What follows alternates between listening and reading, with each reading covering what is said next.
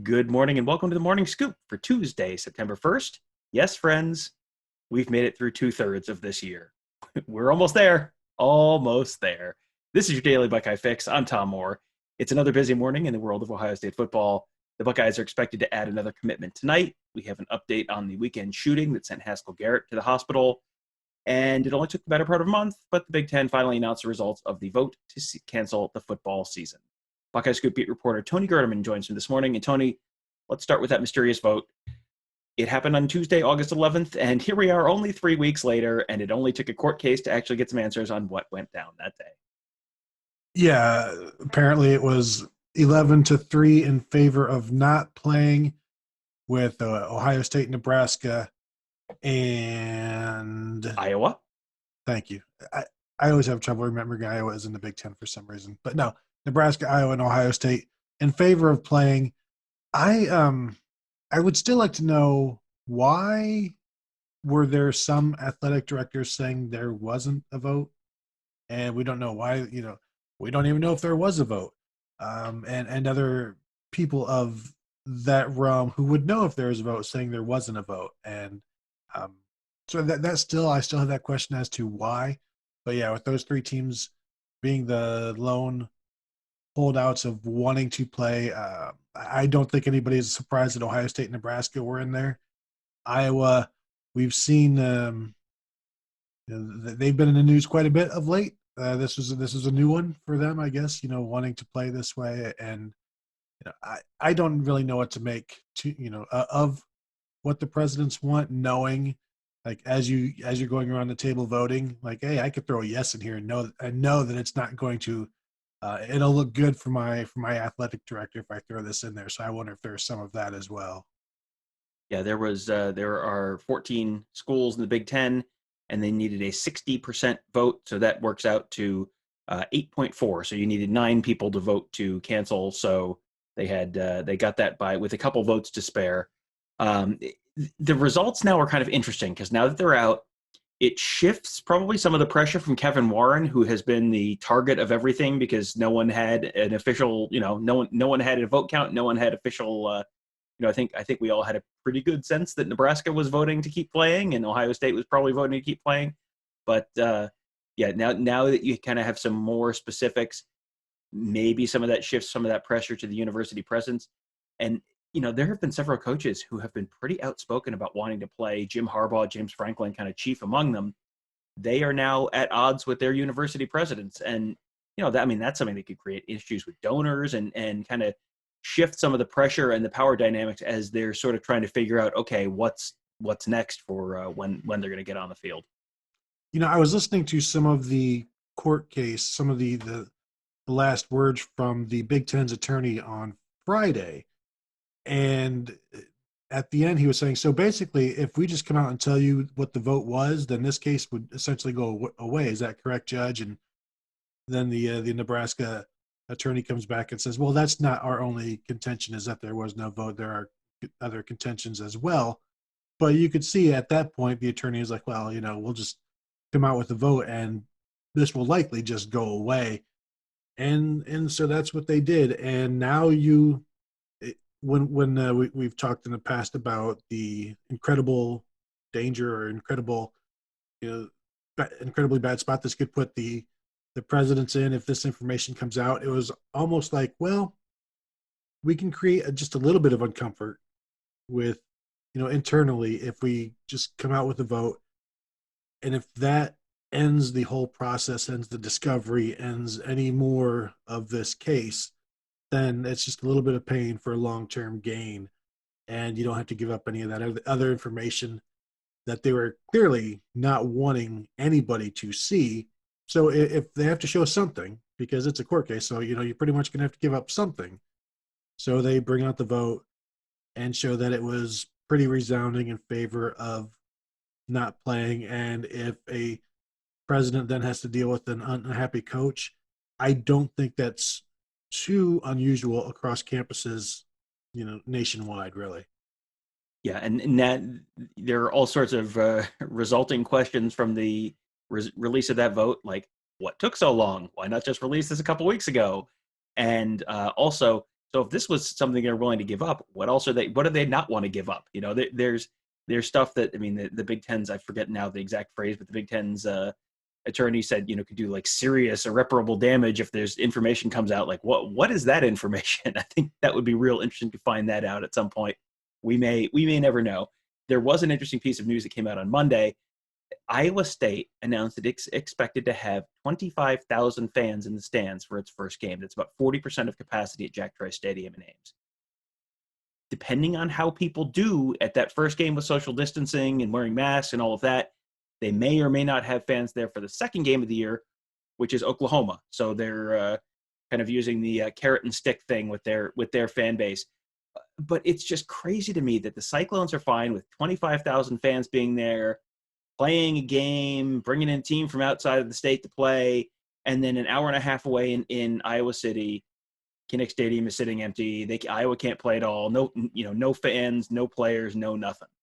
And you are seeing similar situations play out right now with Notre Dame and Purdue, where they're both in Indiana, both in Northwest Indiana, and one is playing in Notre Dame announced they were planning to have, I think, 15,000 fans, and it was like mostly students and families. Pitt and Penn State, just a couple hours away. Pitt can play, Penn State can't play. The disconnect here between these conferences, it just keeps getting stranger to me that these are conferences that are playing at the same level with similar levels of resource, theoretically working with the same basic information, and it's just like they could not be further apart in how they're handling it. Yeah, and I'm seeing the Cincinnati football Twitter account tweeting all kinds of stuff. They're getting ready for the season. Ohio State is not. I saw Central Arkansas, who played on Saturday, getting ready to play on Thursday. All 73 or so of their players tested negative for COVID, so now they're going to be cleared to play on Thursday. I've watched high school football, been in high school football games the past 2 weeks in different states. Everybody's wearing masks. Everybody's socially distanced, and yet, 3 weeks ago, almost on the dot, the Big Ten was like, no, let's just, none of this is possible. And every day we continue to see that it is possible. Now, at some point it may all go away, but I know it wasn't 3 weeks ago when that happened. Like it didn't become impossible 3 weeks ago. It may become impossible 3 weeks from now, but if everybody else is playing, the Big Ten not playing, it looks like a mistake. And it's interesting to me that you're finally starting to see the media turn on the Big Ten for backing out, for canceling this season. I don't know if anybody realizes the Pac-12 also did this. Who knows? Who? But it is interesting to note, to see like that. I guess a lot of people who are maybe against playing altogether 2 months ago are now like, why didn't the Big Ten wait? And I think that's what you and I have always said. Like, we don't know if this season can happen, but we know you don't know on August 11th. Right. There was not, and that's an important point. I think we've brought this up in a couple different contexts on a couple different shows, but yeah, first of all, neither of us are epidemiologists or public health experts, and so we are not saying absolutely it's safe to play. It was just, it didn't seem at the time that decision was made that there was so much information that it was decisively absolutely this is dangerous to keep even on the path that they were on in order to just be practicing, that you couldn't even keep doing that. Ohio State had few, if any, positive tests in the weeks leading up to that. I mean, they had one kind of blip in early to mid-July and shut that down, and then had, as far as we know, basically been fine after that. And so, yeah, it was that was an not that football is absolutely positively going to be 100% safe to play all fall and everyone's going to be able to do it without any kind of issues. It just seemed like that was a little early to pull the plug, and I think that's a position that I think a lot of people have sort of come around to in the weeks since then, if they hadn't reached that already. We had a story over the weekend that was some people talked about it as potentially being linked to the fact that there wasn't football, and maybe guys were out a little later than they would have been if they had football camp going on and all of that. Haskell Garrett, we mentioned this on Monday's show. He was shot over the weekend in the early morning hours on Sunday. Tony, you got some new information on the circumstances surrounding that incident. Can you kind of let people know what you learned about that incident? Yeah, the following day, I was told that basically he was walking home from a friend's house and came across an altercation between a man and a woman. Tried to stop it, and the man pulled a gun on him and shot him. And incredibly, shot him between in the face, and the bullet passed clean through, according to the police report, both both cheeks in the face. And that's a man who is now lucky to be alive for from what he says, stepping in to stop this. And so yeah, um, crazy crazy story that has, I guess, been confirmed by police as part of the report that Garrett, like I said, just trying to do the right thing and at the wrong place at the wrong time, but was fortunate to get through that because that's a very low percentage of people who survive something like that. And now you can add him to that. He was released from the hospital on Monday, so spent 2 nights in the hospital after being shot in the face. And as soon as it happened, he like basically ran to a friend's house about a half a mile away. And you see people speculating, well, why would you run away to to somebody, to an apartment rather than call the police or whatever? And it's like, well, you ever been shot? Have you ever been shot at? Do you know what you would do?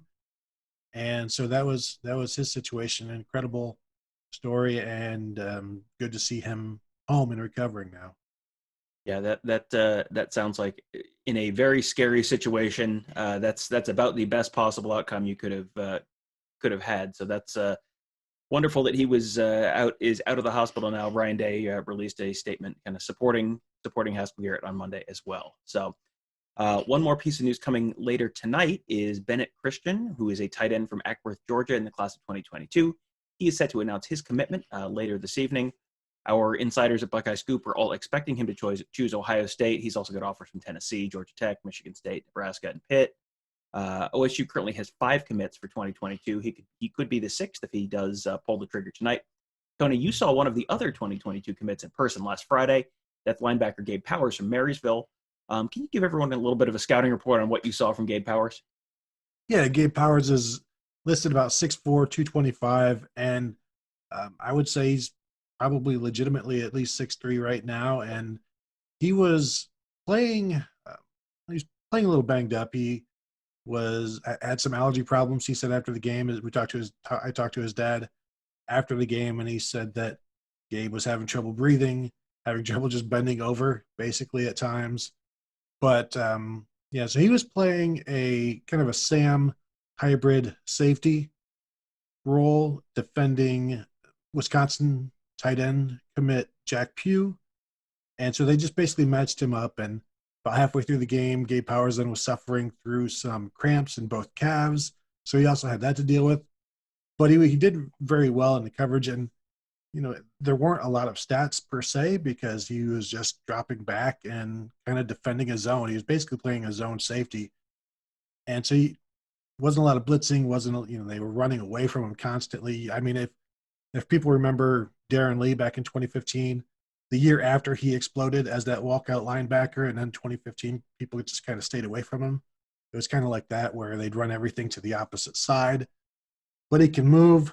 Talked to him afterwards, and he said that his future is probably as a rush end and also dropping back, covering the tight ends, where he'll be a linebacker who will walk to the line. Maybe what we were expecting to see from Baron Browning this year, something like that. Because he's one of 3 linebackers committed now, and they're still trying to get a 4th. So you got to find ways to make all of these different guys versatile. And well, they're versatile as is. It's just you got to find a way to use them basically. And so you were at Marysville last week. I understand you have plans already for this Friday. Where are you headed this Friday to watch?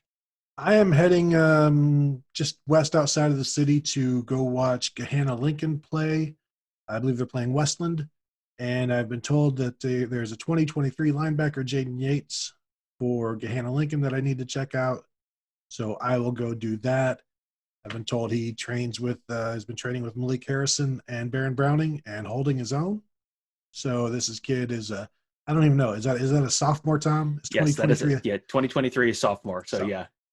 That's Just probably a good starting his sign if he's sophomore year. yeah, that's probably a good sign if he's already hanging with Malik Harrison and Baron Browning as a high school sophomore. So there you go.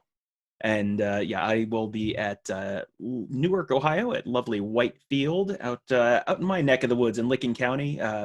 Sonny Styles, who just received an offer from Ohio State and Pickering Central, will be out in Newark. So I'll be out at that game. We will once again have Buckeye Scoop recruiting folks all over, crisscrossing the state to cover Ohio State commits, Ohio State targets, guys who hold Ohio State offers, guys who could hold Ohio State offers in the future.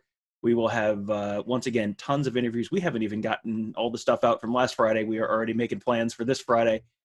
We are going to have an absolute boatload of content for you all fall.